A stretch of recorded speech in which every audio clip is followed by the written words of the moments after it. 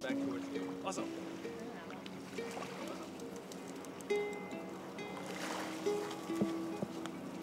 This is Oso. It means bear in Spanish, and I'm Anna Lisa Harris. And I live on Galiano, and he is a Nicaraguan duck. Oso's a Nicaraguan duck.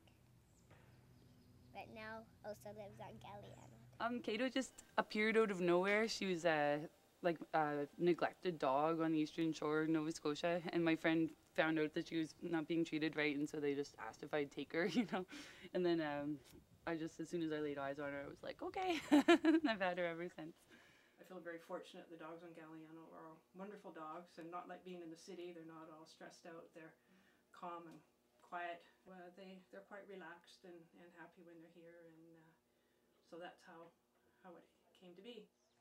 He's named Dylan. When we first found him, his name was Target, and he'd been abused as a puppy. Cassie was already named when we got her. She was in a small apartment, and the people were working, and she has big issues about being left alone.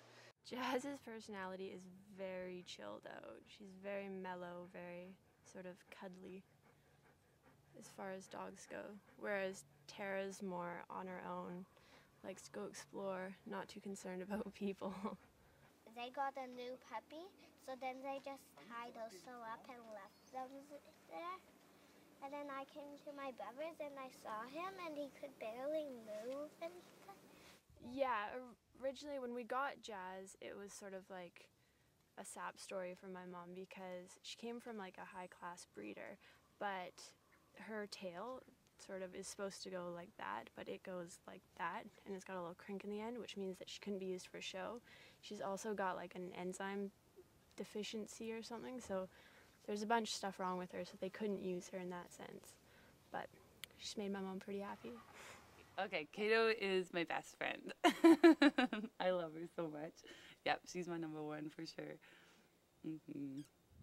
Dylan is my absolute soulmate. He's my once-in-a-lifetime dog. We fell in love from the minute I found him. He's with me constantly. And I remember when I first got him, he started to make my husband slightly ill and asthmatic. And I looked at my husband and I said, don't make me choose. You really don't want to go there.